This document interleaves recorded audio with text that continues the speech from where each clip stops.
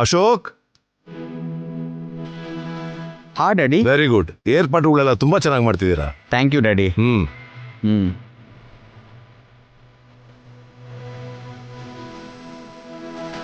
ಬೋರಮ್ಮ, ಬೇಗ ರೆಡಿ ಮಾಡು. ಸರಿ ಅಪ್ಪ ಅವರೇ.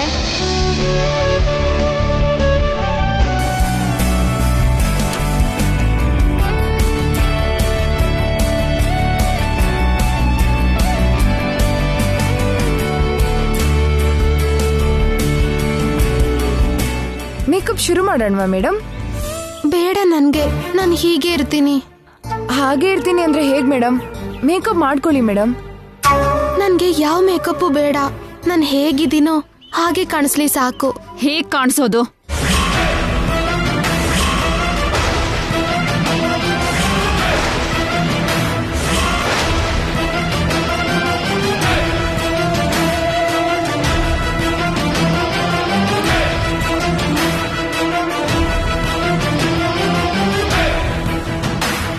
ರಿಸೆಪ್ಷನ್ ಅಲ್ಲಿ ಹೀಗೆ ಕಾಣಿಸ್ಕೋತ್ಯಾ? ರಿಸೆಪ್ಷನ್ ಅಲ್ಲಿ ಕುತ್ಕೊಳ್ಳೋದು ಅಂದ್ರೆ ಗುಡಿಯಲ್ಲಿ ಶಾನಾಯಿ ನುಡಿಸ್ಕೊಂಡು ತಾಳ ಹಾಕೊಂಡು ಕುತ್ಕೊಳ್ಳೋ ಹಾಗಲ್ಲ. ಹೇಗಿದ್ರು ಪರವಾಗಿಲ್ಲ ಅಂದ್ಕೊಳ್ಳೋದಕ್ಕೆ. ನಡೀತಿರೋದು ಆನಂದ್ ಗಜಪತಿ ವರ್ಮಾ ಮನೆ ಫಂಕ್ಷನ್. ವಿವಿಐಪಿಗಳು ಈ ಫಂಕ್ಷನ್ಗೆ ಬರ್ತಾರೆ. ಅವ್ರಿಗೆ ನೀನು ನಮ್ಮನೆ ಸೊಸೆ ತರ ಕಾಣಿಸ್ಬೇಕಲ್ಲ. ಅಂದ್ಮೇಲೆ ನಿನಗ್ ಮೇಕಪ್ ಮಾಡ್ಬೇಕಲ್ವಾ? ಅದ್ ಹಾಗಲ್ಲ. ಏನ್ ಹಾಗಲ್ಲ? ಅಲ್ಲಿ ಹೊರಗಡೆ ಅಖಿಲ್ ಶ್ಯಾಮಂಗೆ ಮೇಕಪ್ ಆಗಿದ್ಯೋ ಇಲ್ವೋ, ಶ್ಯಾಮ ರೆಡಿ ಆದ್ಲೋ ಇಲ್ವೋ ಅಂತ ಪದೇ ಪದೇ ಕೇಳ್ತಾ ಇದ್ದಾನೆ. ಆದ್ರೆ ನೀನು ಇಲ್ಲಿ ಮೇಕಪ್ ಮಾಡ್ಕೊಳ್ಳಲ್ಲ ಅಂತಿದ್ಯಾ. ಅವರು ನನ್ ಮೇಕಪ್ ಮಾಡ್ಕೊಳ್ಳಿ ಅಂತ ಹೇಳಿದ್ರಾ? ಹೌದು, ಹೇಳಿದಾನೆ. ಹಾಗಾದ್ರೆ ನಾನು ಮೇಕಪ್ ಮಾಡಿಸ್ಕೋತೀನಿ. ಮೇಕಪ್ ಸ್ಟಾರ್ಟ್ ಮಾಡಿ.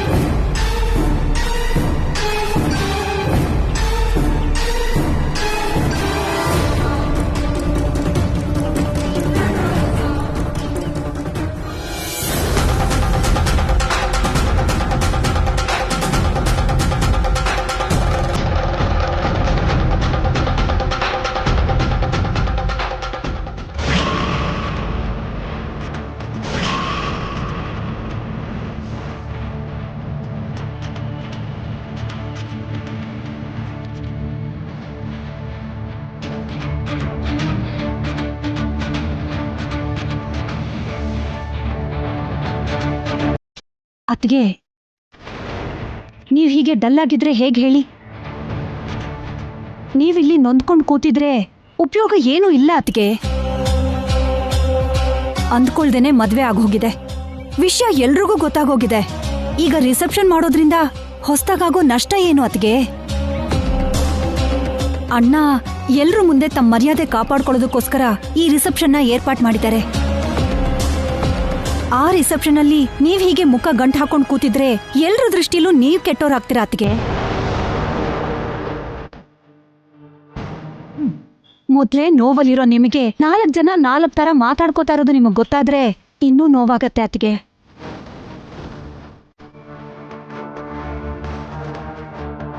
ನನ್ನ ಮಾತು ಕೇಳಿ ನೀವು ರಿಸೆಪ್ಷನ್ಗೆ ಬನ್ನಿ. ನಿಮ್ ನೋವನ್ನ ಯಾರಿಗೂ ಕಾಣದ್ ಬಿಡದೆ ಮುಖದ ಮೇಲೆ ನಗು ತಂದ್ಕೊಂಡು ಎಲ್ರೂ ನನ್ನತ್ತ ಮಾತಾಡಿಸ್ಬೇಕು ಅತ್ಗೆ. ಹೇಗೋ ಈ ರಿಸೆಪ್ಷನ್ ಮುಗ್ದೋಯ್ತು ಅಂದ್ರೆ ದೊಡ್ಡ ಪ್ರಾಬ್ಲಮೇ ಸಾಲ್ವ್ ಆದಾಗೆ. ಉಳ್ದಿರೋ ಸಮಸ್ಯೆ ಶ್ಯಾಮನ ಮನೆಯಿಂದ ಹೊರಗೆ ಹಾಕ್ತಿದ್ದ ಹಾಗೆ ಮುಗ್ದು ಹೋಗುತ್ತೆ. ಅವಳನ್ನ ಕಳ್ಸೋಕಾಗತ್ತೆ ಅಂತೀರಾ? ಖಂಡಿತ ಖಂಡಿತ ಕಳಿಸ್ತೀನಿ ಅತ್ಗೆ. ಶ್ಯಾಮನ ಮನೆಯಿಂದ ಕಳ್ಸೋಕೆ ನಾನೊಂದು ಒಳ್ಳೆ ಉಪಾಯ ಹೇಳ್ತೀನಿ, ನನ್ನ ನಂಬಿ ಅತ್ಗೆ.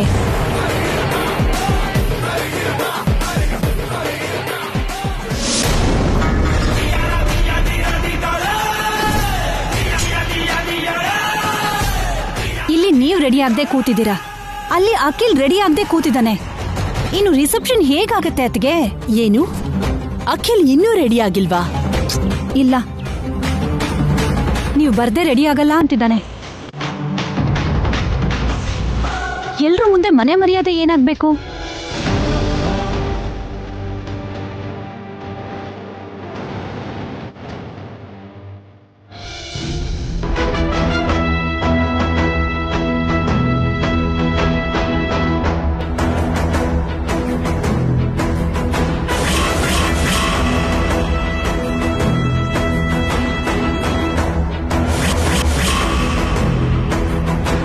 ಕೋತಿನ ಸಿಂಗಳಿಕದ ಹಾಗೆ ಚೆನ್ನಾಗಿ ಚೇಂಜ್ ಮಾಡ್ತಿದ್ದಾರೆ. ರಿಸೆಪ್ಷನ್ ಅಲ್ಲಿ ಇವಳ ಮುಖ ನೋಡಿ ಎಲ್ರು ಬಿದ್ದು ಬಿದ್ದು ನಗ್ತಾರೆ.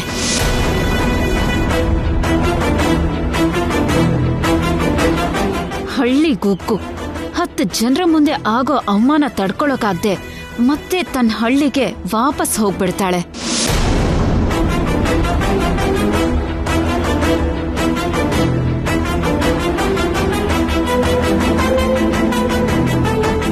ಏನು ಇನ್ನು ಮುಗ್ದಿಲ್ವಾ? ಆಗೋಯ್ತು ಮೇಡಮ್, ಫಿನಿಶಿಂಗ್ ಟಚ್ ಕೊಡ್ತಾ ಇದ್ದೀನಿ ಅಷ್ಟೇ.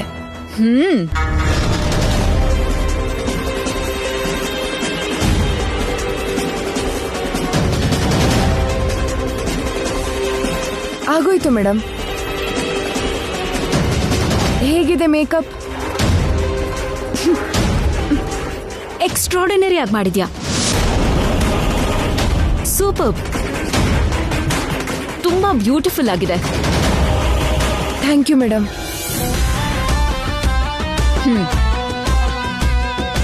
Thank you. ಇನ್ನಿನ್ ಹೊರಡ್ಬೋದು. Okay madam.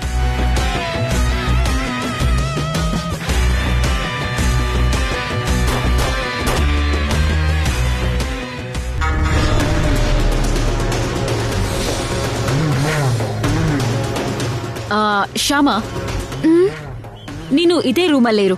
ರಿಸೆಪ್ಷನ್ ಟೈಮ್ಗೆ ನಾನೇ ಬಂದು ಕರ್ಕೊಂಡು ಹೋಗ್ತೀನಿ. ಓಕೆ?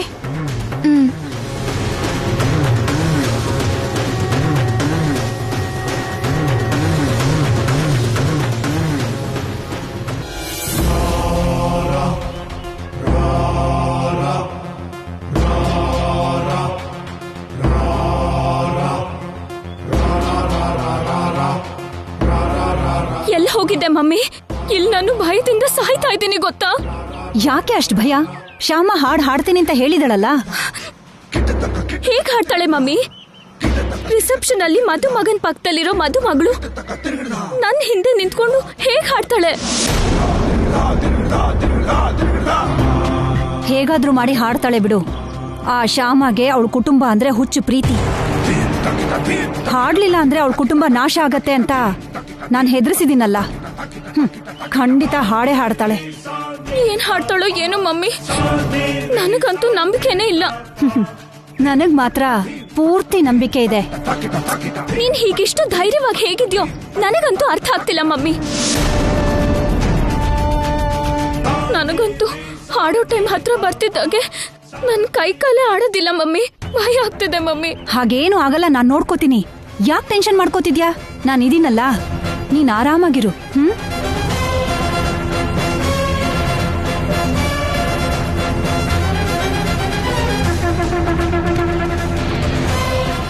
ಯಾಕೆ ಭಯ ಆಗ್ತಿದೆ?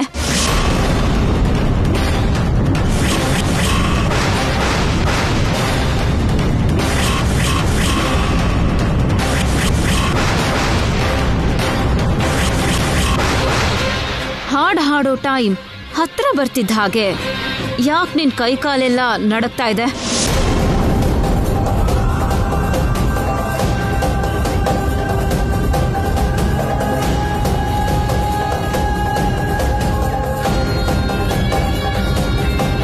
ಹಾಡ್ ಹಾಡೋದು ನಿನಗೇನು ಹೊಸ್ತಲ್ವಲ್ಲ?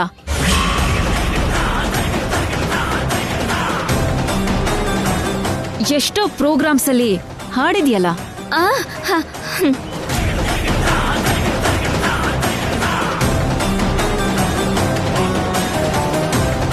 ಮತ್ತೆ ಇವತ್ತ್ಯಾಕೆ ನಿನ್ ಕೈ ಕಾಲ್ ನಡಕ್ತಾ ಇರೋದು?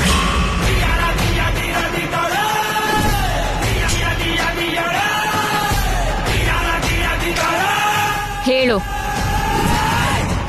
ಯಾಕ್ ಭಯ ಆಗ್ತಾ ಇದೆ ಹಾಡ್ ಹೇಳೋದಕ್ಕೆ?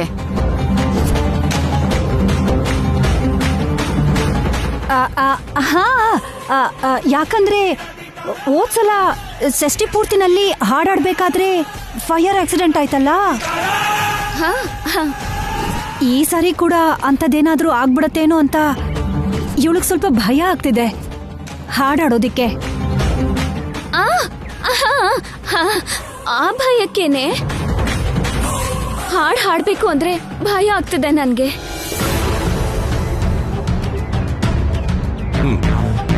ಹಾಗೆ ಭಯ ಪಡೋ ಅವಶ್ಯಕತೆ ಇಲ್ಲ ಅಮ್ಮ.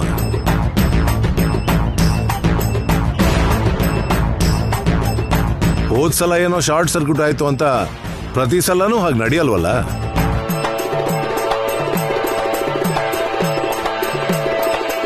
ಆದ್ರೂ ಎಲೆಕ್ಟ್ರಿಷಿಯನ್ಗೆ ಒಂದ್ಸಲ ಚೆಕ್ ಮಾಡೋಕೆ ಹೇಳ್ತೀನಿ. ನೀನ್ ಧೈರ್ಯವಾಗಿರಮ್ಮ. ಹಾ, ಆಯ್ತು.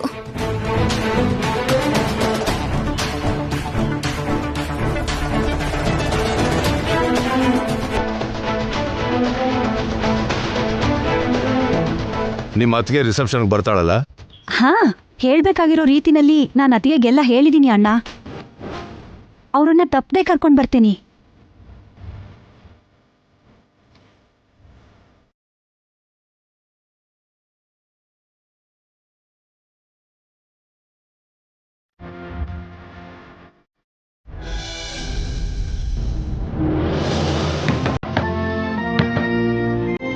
ಯಾರು? ನಾನು ಕಂದ.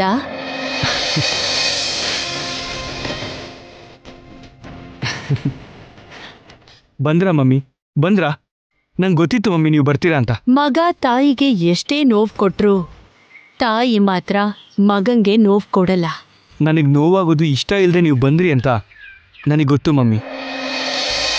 ಬನ್ನಿ ಮಮ್ಮಿ, ಬನ್ನಿ. ನೋಡಿ ಮಮ್ಮಿ, ನೋಡಿ ಈ ಡ್ರೆಸ್ಸಲ್ಲಿ ನಾನು ಯಾವ ಡ್ರೆಸ್ಸಲ್ಲಿ ಚೆನ್ನಾಗಿ ಕಾಣಿಸ್ತೀನಿ ನೋಡಿ ಹೇಳಿ. ನೀನ್ ಯಾವ್ದೇ ಡ್ರೆಸ್ ಹಾಕೊಂಡ್ರು ಚೆನ್ನಾಗೇ ಕಾಣ್ತ್ಯಾ ಕಣೋ. ಇಲ್ಲ ಮಮ್ಮಿ, ರಿಸೆಪ್ಷನ್ನಿಗೆ ನಾನು ಯಾವ ಡ್ರೆಸ್ ಹಾಕೋಬೇಕೋ ನೀವೇ ಹೇಳಬೇಕು. ನೀವು ಯಾವ ಡ್ರೆಸ್ ಹಾಕೋ ಅಂತ ಹೇಳ್ತೀರೋ ಅದೇ ಡ್ರೆಸ್ಸೇ ಹಾಕೋತೀನಿ ನಾನು.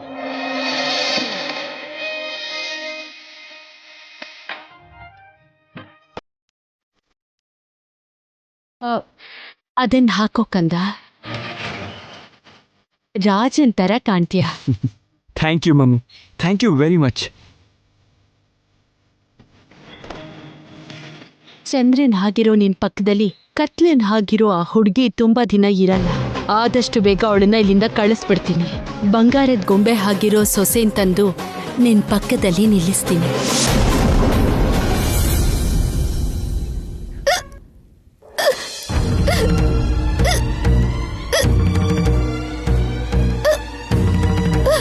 ಇದೇನು ಇದ್ದಕ್ಕಿದ್ದ ಹಾಗೆ ಬಿಕ್ಕಳಿಕೆ ಬರ್ತಿದೆ.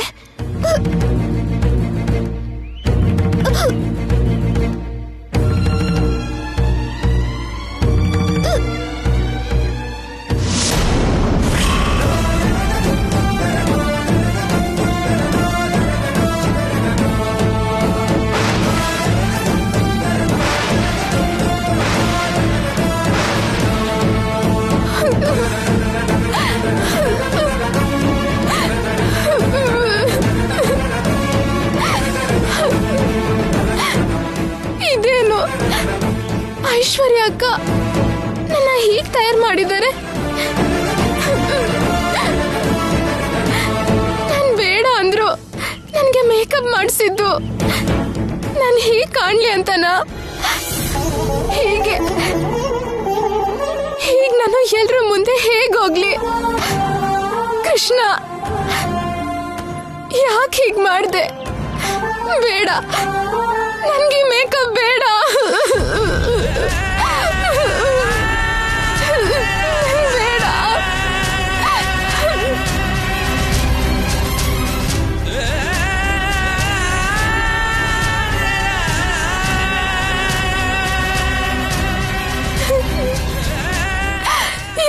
ಕೃಷ್ಣ, ಯಾಕೆ ನನ್ನ ಇಷ್ಟು ಪರೀಕ್ಷೆ ಮಾಡ್ತೀಯ?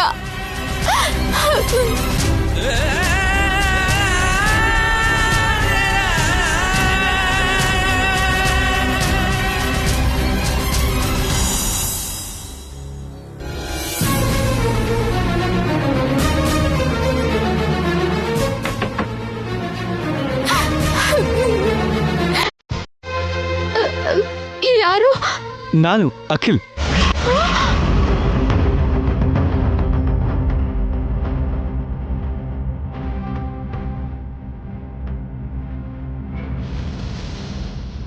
ನೀವಾ? ಹೇಳಿ. ನೀನ್ ರೆಡಿಯಾಗಿದ್ಯಾ ಶ್ಯಾಮ?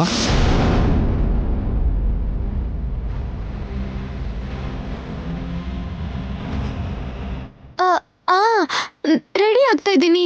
ಬೇಗ ರೆಡಿಯಾಗು, ಫಂಕ್ಷನಿಗೆ ಟೈಮ್ ಆಗ್ತಿದೆ.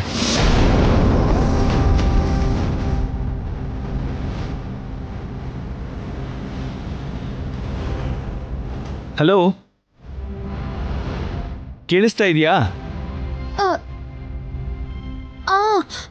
ಬೇಗ ರೆಡಿಯಾಗು.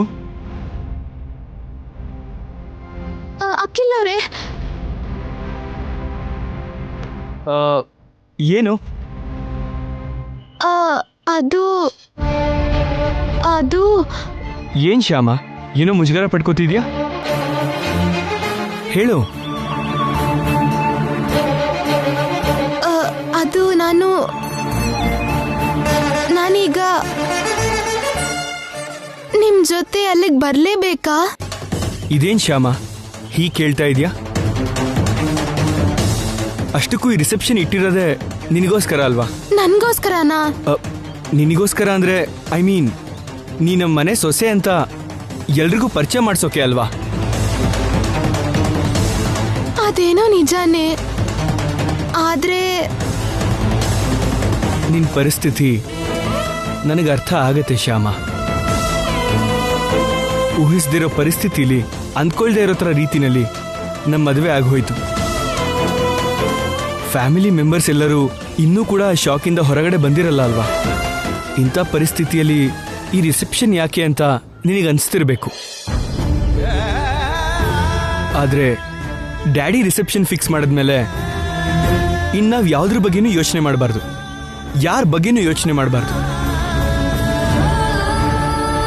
ರಿಸೆಪ್ಷನ್ನಲ್ಲಿ ಎಲ್ಲರ ಮುಂದೆನೂ ಹೋಗಬೇಕು, ಎಲ್ಲರ ಆಶೀರ್ವಾದನೂ ತಗೋಬೇಕು. ಅದು ನಮ್ಮ ಕರ್ತವ್ಯ. ಕಾರಣ ಏನೇ ಇದ್ರೂ, ಕಷ್ಟಗಳು ಎಷ್ಟೇ ಇದ್ರೂ ಕರ್ತವ್ಯನ ನಾವು ಮರಿಬಾರ್ದಲ್ವಾ? ನನಗೆ ಗೊತ್ತು ನೀನು ಕರ್ತವ್ಯಗಳನ್ನಾಗ್ಲಿ ಬಂಧಗಳನ್ನಾಗ್ಲಿ ಮರೆಯೋಳಲ್ಲ ಅಂತ. ರಿಸೆಪ್ಷನ್ಗೆ ಬರ್ತೀಯ ಅಲ್ವಾ? ನಾನು ಬರ್ತೀನಿ ರೀ. ನೀವ್ ಹೇಳಿದ್ರೆ, ಕೃಷ್ಣ ಹೇಳಿದ್ರೆ ನಾನು ಯಾವ ಕೆಲಸ ಬೇಕಾದ್ರೂ ಮಾಡ್ತೀನಿ. ಬರ್ತೀನಿ, ತಪ್ಪದೆ ಬರ್ತೀನಿ. ಗುಡ್, ಬೇಗ ರೆಡಿಯಾಗಿ ಬಂದ್ಬಿಡು. ಆಯ್ತು ರೀ.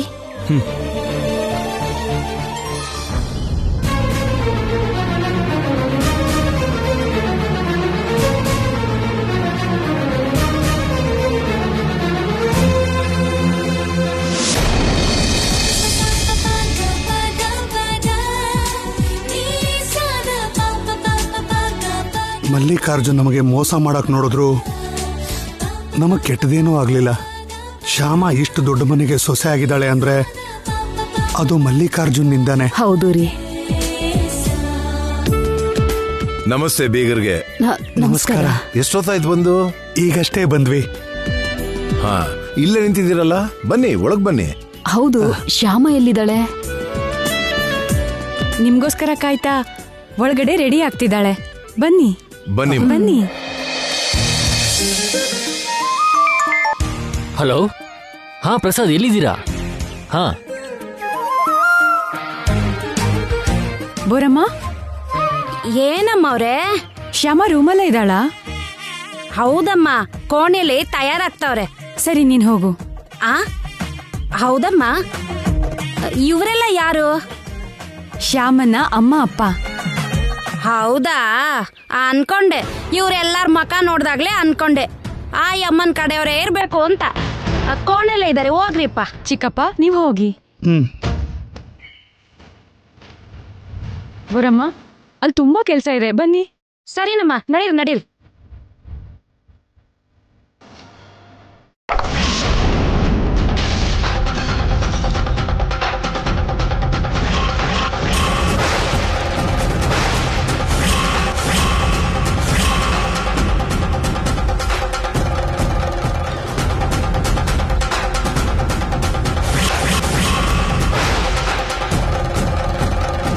ಅಯ್ಯಮ್ಮೋ, ಎಂತ ಕೆಲ್ಸ ಆಗೋಯ್ತು? ದೊಡ್ಡಮ್ಮ ಅವರು ಏಟೋ ಆಸೆ ಪಟ್ಟು ಅನ್ಕೊಂಡಿದ್ ಹೂಕುಂಡ ಕೆಳಕ್ ಬೀಳ್ಸಿ ಹೊಡೆದಾಕ್ಬಿಟ್ರಾ?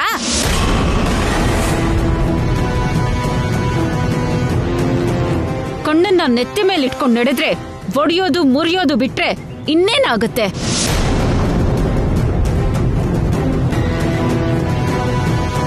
ವಸ್ತುಗಳ ಬೆಲೆ ಗೊತ್ತಿದ್ದಿದ್ರೆ ನೋಡ್ಕೊಂಡು ನಡೀತಿದ್ರು. ಒಂಚೂರು ಪರಿಜ್ಞಾನ ಇಲ್ಲದೆ ಇರೋ ವ್ಯಕ್ತಿಗಳು ಎಗರಾಡ್ಕೊಂಡ್ ಬಂದ್ರೆ ಹೀಗೆ ಆಗೋದು. ನಮ್ನೇ ಇಲ್ಲಿ ಎಗರ್ಕೊಂಡು ಹಾರ್ಕೊಂಡು ಬಂದ್ವಿ ಅಂತ ಅನ್ಕೊಂಡ್ರಾ?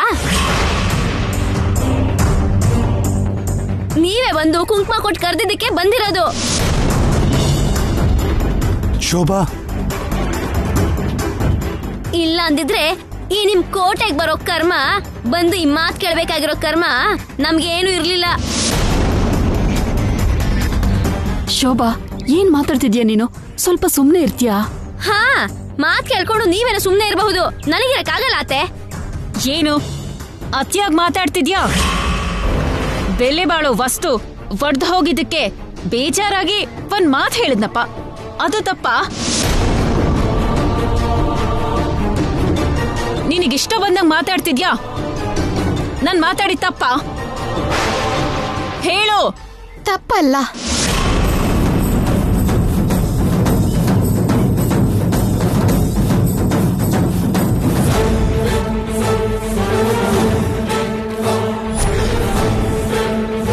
ಇವಳಿಗೆ ನಾನು ಬೇರೆ ತರ ಮೇಕಪ್ ಮಾಡಿಸಿದ್ನಲ್ಲ, ಇವಳು ಇಷ್ಟು ನೀಟಾಗಿ ಹೇಗ್ ಬಂದಿದ್ದಾಳೆ?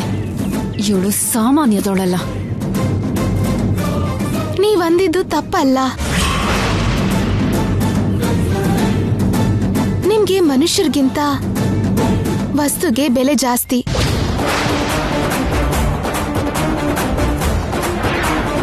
ಆ ಬೆಲೆ ಬಾಳೋ ವಸ್ತುಗೋಸ್ಕರನೇ ಮನುಷ್ಯರಿಗೆ ಬೆಲೆ ಕೊಡಲ್ಲ. ಮನುಷ್ಯರ ಬೆಲೆ, ವಸ್ತುಗಳ ಬೆಲೆ ಎಲ್ಲ ನನಗ್ ಗೊತ್ತು. ನೀನ್ ಹೇಳ್ಕೊಡೋ ಅವಶ್ಯಕತೆ ಇಲ್ಲ. ಏನಾಯ್ತಿಲ್ಲಿ?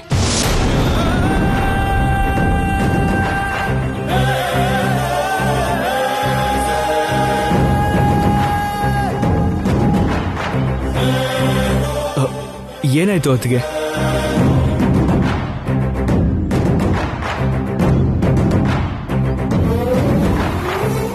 ಹೇಳಿ ಅತ್ತಿಗೆ, ಏನಾಯ್ತು?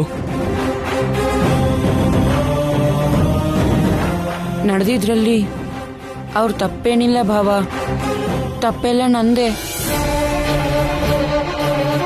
ನನ್ನ ಕೈ ತಾಗಿ ಅದು ಕೆಳಗೆ ಬಿದ್ದು ಒಡೆದು ಹೋಯ್ತು.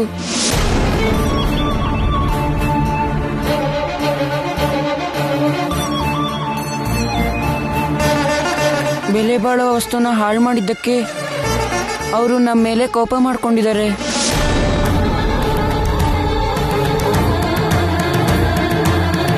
ಅತ್ತಿಗೆ, ಹೋಗ್ಲಿ ಬಿಡಿ, ಏನೋ ಗೊತ್ತಾಗ್ದಂಗಾಗಿದೆ, ಬಿಟ್ಬಿಡಿ.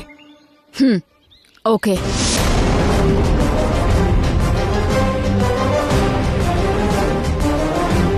ಬೋರಮ್ಮ, ಅದನ್ನ ಕ್ಲೀನ್ ಮಾಡು. ಸರಿ ನಮ್ಮವ್ರೆ.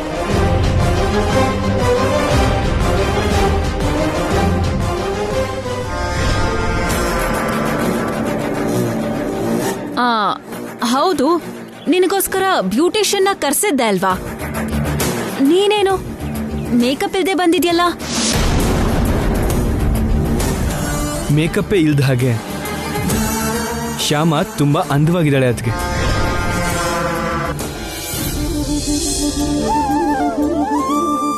ಹೌದು ಶ್ಯಾಮ, ಹೀಗೆ ಸ್ವಚ್ಛವಾಗಿ ಕಾಣ್ತಾ ಅಚ್ಚು ಕೃಷ್ಣ ತುಳಸಿ ಎಲೆ ಹಾಗಿದ್ಯಾ.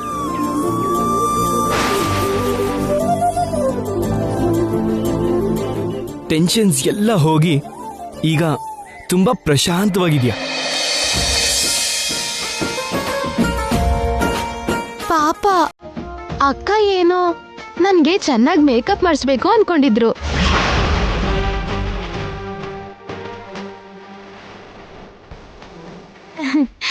ನಾನೇ ಬೇಡ ಅಂತ ನಾನು ಹೇಗಿದ್ದೀನೋ ಹಾಗೆ ಇಲ್ಲಿಗೆ ಬಂದ್ಬಿಟ್ಟೆ. ಪಾಪ ಅಕ್ಕನ ಮಾತಿಗೆ ಬೇಡ ಅಂದಿದ್ದಕ್ಕೆ ಏನಾದ್ರೂ ಅನ್ಕೋತಾರೋ ಏನೋ. ಏ ಶ್ಯಾಮ, ನಮ್ಮ ಅತ್ತಿಗೆ ಹಾಗೆಲ್ಲ ಏನೂ ಅನ್ಕೊಳ್ಳಲ್ಲ ಅಲ್ವಾ ಅತ್ತಿಗೆ? ನಾನೇನು ಅನ್ಕೊಳ್ಳಲ್ಲ.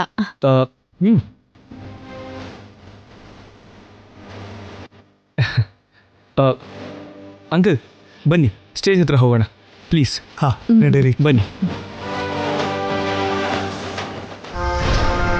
ಅಪ್ಪ, ಈ ಶ್ಯಾಮ ಹೊರಗಡೆ ಕಾಣಿಸೋ ಹಾಗಿಲ್ವೇ ಇಲ್ಲ. ಸರ್ಕ್ಯಾಸ್ಟಿಕ್ ಆಗಿ ಡೈಲಾಗ್ ಹೊಡೆಯೋದಕ್ಕೆ ಶುರು ಮಾಡಿದಾಳೆ. ಅತ್ತೆ ಹೇಳೋ ಹಾಗೆ ಆದಷ್ಟು ಬೇಗ ಇವಳನ್ನ ಮನೆಯಿಂದ ಹೊರ ಕಳಿಸ್ಬೇಕು.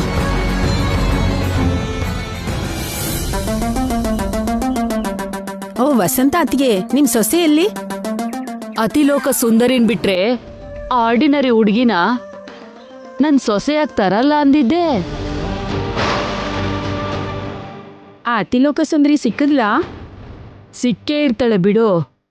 ಇನ್ ಸ್ವಲ್ಪ ಹೊತ್ತಲ್ಲಿ ಸ್ಟೇಜ್ ಮೇಲೆ ಬರ್ತಾಳಲ್ಲ. ಹೌದು, ಸ್ಟೇಜ್ ಮೇಲೆ ಬರ್ತಾರಲ್ಲ ಆವಾಗ ನೋಡಿವ್ರಂತೆ. ಹೋಗಿ ಕೂತ್ಕೊಳ್ಳಿ. ಹಾಗೆ ಹಾಗೆ.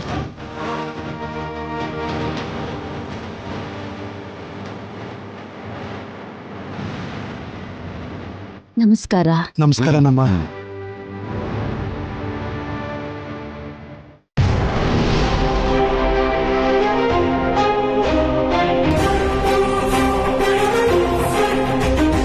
ವಸಂತ, ಏನಿದು? ಅವ್ರು ಮಾತಾಡಿಸ್ದಾಗ ಹೋಗ್ಲಿ, ನಗೋದಾದ್ರೂ ಬೇಡವಾ? ಅವರು ನಮ್ ಬೀಗರು. ನಾವು ಕರೆದಿದ್ದಕ್ಕೆ ಅವ್ರು ನಮ್ಮ ಮನೆಗೆ ಬಂದಿರೋದು. ಅವ್ರಿಗೆ ಮರ್ಯಾದೆ ಕೊಟ್ರೇನೆ ನಮ್ಗೆ ನಮ್ ಗೌರವ ಉಳಿಯೋದು. ನೀವ್ ಕೊಟ್ಟಿದ್ದೀರಲ್ಲ ಮರ್ಯಾದೆನ, ಸಾಕು ಬಿಡಿ.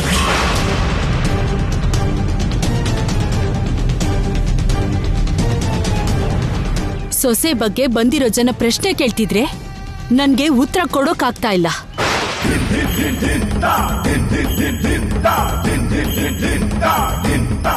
ನೀನ್ ಯಾರಿಗೂ ಉತ್ತರ ಕೊಡ್ಬೇಕಾಗಿಲ್ಲ ವಸಂತ. ಸುಮ್ನೆ ನಗ್ನಗ್ತಾ ಇರು ಸಾಕು. ಸುಮ್ನೆ ಕೋಪ ಮಾಡ್ಕೋಬೇಡ. ಸರಿ, ಸ್ಟೇಜ್ ಮೇಲೆ ಹೋಗೋಣ ಬಾ. ನಾನ್ ಯಾಕೆ ಬರ್ಲಿ? ಹೋಗ್ಬೇಕಾಗಿರೋರು ಹೋದ್ರೆ ಸಾಕು ಬಿಡಿ. ಸ್ಟೇಜ್ ಮೇಲೆ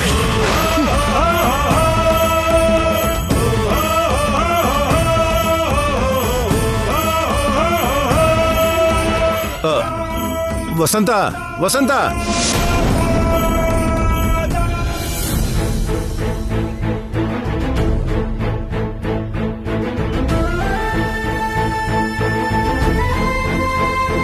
ಅವಳ ಮಾತನ್ನ ನೀವು ಮನ್ಸ್ ಕಚ್ಕೋಬೇಡಿ. ಬನ್ನಿ ಬನ್ನಿ, ನಾವು ಸ್ಟೇಜ್ ಮೇಲೆ ಹೋಗೋಣ. ಬೇಡ ಬಿಡಿ.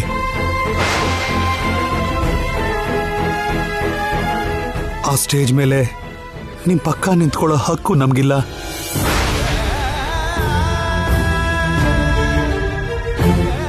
ನಾವೆಲ್ಲಿರ್ಬೇಕೋ ಅಲ್ಲಿದ್ರೇನೆ ಚೆನ್ನಾಗಿರುತ್ತೆ. ಪರವಾಗಿಲ್ಲ, ಬನ್ನಿ ಭಾವನವ್ರೆ. ನೀವೇ ಹೀಗಂದ್ರೆ ಹೇಗೆ? ನಾವೆಲ್ಲರೂ ಒಂದೇ. ವಸಂತ ಏನೇ ಅಂದ್ರು ಅವಳ ಪರವಾಗಿ ನಾನು ಕ್ಷಮಾಪಣೆ ಕೇಳ್ತೀನಿ. ಇದು ನಿಮ್ಮ ಮಗಳ ಜೀವನ. ಅವಳು ಸಂತೋಷವಾಗಿರ್ಬೇಕು ಅಂತ ನೀವು ಬಯಸ್ತೀರಾ ತಾನೆ? ಅದಕ್ಕೆ ನನ್ನ ಮಾತನ್ನು ಕೇಳಿ ದಯವಿಟ್ಟು ದಯವಿಟ್ಟು ನನಗೋಸ್ಕರ ಬನ್ನಿ. ಬನ್ನಿ ಭಾವನವ್ರೆ, ಬನ್ನಿ ಬನ್ನಿಮ್ಮ.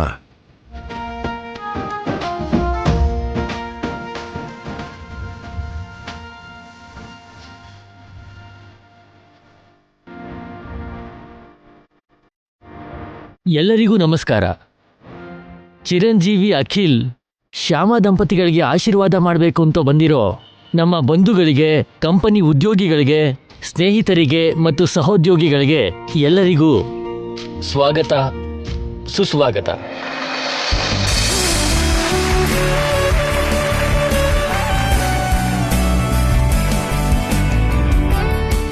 ನೂತನ ದಂಪತಿಗಳು ಸ್ಟೇಜ್ ಮೇಲೆ ಬರಬೇಕು ಅಂತ ಕೇಳ್ಕೊತೀನಿ. Akhil, please come.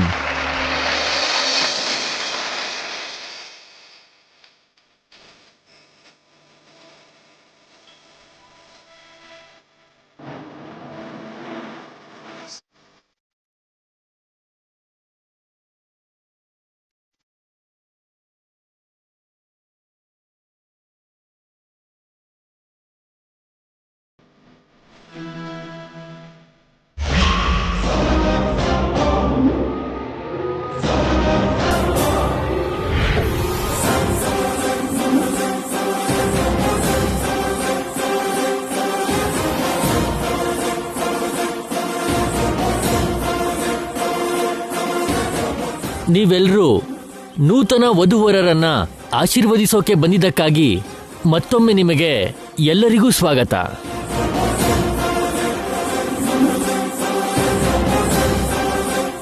ವಸಂತ, ಆ ಹುಡುಗಿ ನಿನ್ ಸೊಸೆನಾ?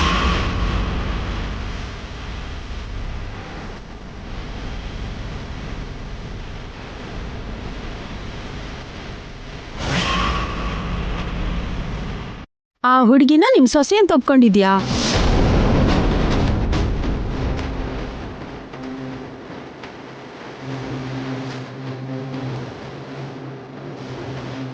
ಅಲ್ಲ, ಅಖಿಲ್ ಪಕ್ಕ ಇರೋ ಆ ಹುಡುಗಿ ಏನ್ ಚೆನ್ನಾಗಿದ್ದಾಳೆ.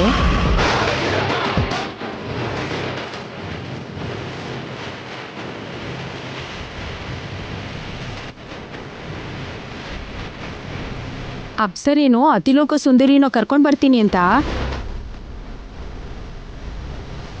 ನಮ್ ಹತ್ರ ಕೊಚ್ಕೋತಿದ್ಯಲ್ವಾ?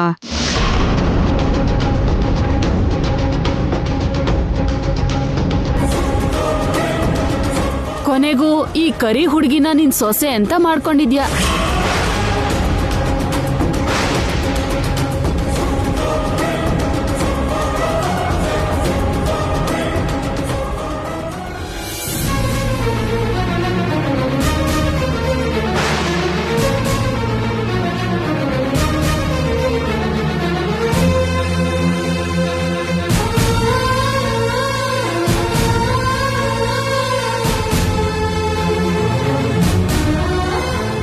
ಸ್ವಲ್ಪ ಮೈಕಿಲ್ ಕೊಡ್ತೀರಾ?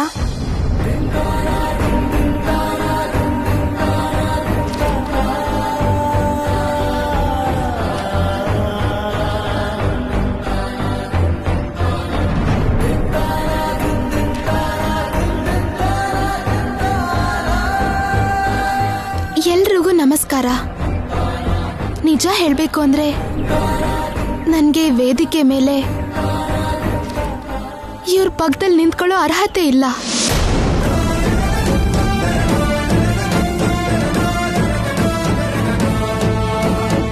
ಇವ್ರಿಗೆ ಹೆಂಡತಿ ಆಗೋ ಅರ್ಹತೆ ಇಲ್ಲ.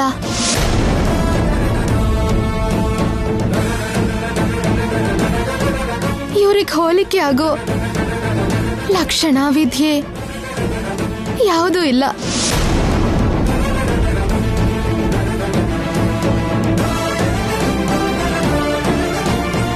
ಆದ್ರೂ ಇವ್ರ ಹೆಂಡತಿ ಆಗಿ ನಿಮ್ಮ ಮುಂದೆ ನಿಂತಿದ್ದೀನಿ ಅಂದ್ರೆ ಅದಕ್ಕೆ ಕಾರಣ ಕೃಷ್ಣ.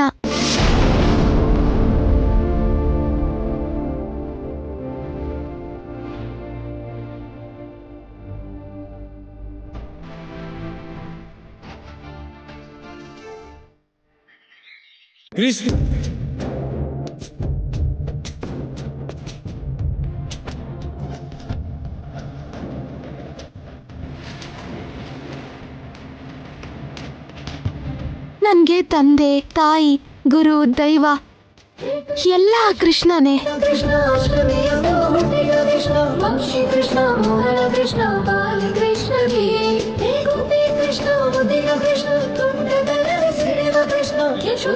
ನನ್ನ ಬಗ್ಗೆ ನನ್ಗಿಂತ, ನನ್ನ ತಂದೆ ತಾಯಿಗಿಂತ ಹೆಚ್ಚಾಗಿ ಯೋಚನೆ ಮಾಡೋದು ಆ ಕೃಷ್ಣನೇ.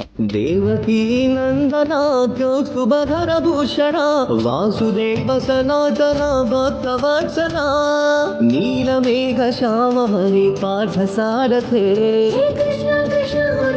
ಆ ಕೃಷ್ಣನ್ಗೆ ನಾನಂದ್ರೆ ತುಂಬಾ ಇಷ್ಟ.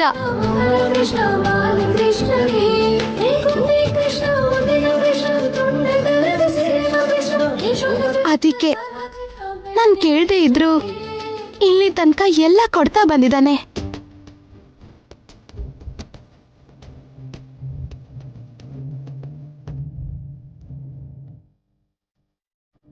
ಎಷ್ಟು ಅಂದ್ರೆ ಅವನ್ ಬಣ್ಣ ಕೂಡ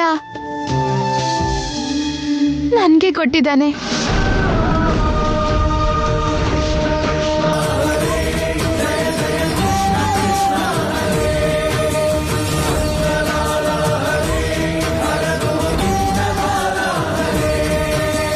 ಈಗ್ಲೂ ಕೂಡ ನಾನ್ ಕೇಳ್ದೆ ಇದ್ರು ನನ್ನ ಇಷ್ಟು ದೊಡ್ಡ ಮನೆಗೆ ಸೊಸೆ ಮಾಡಿದ್ದಾನೆ.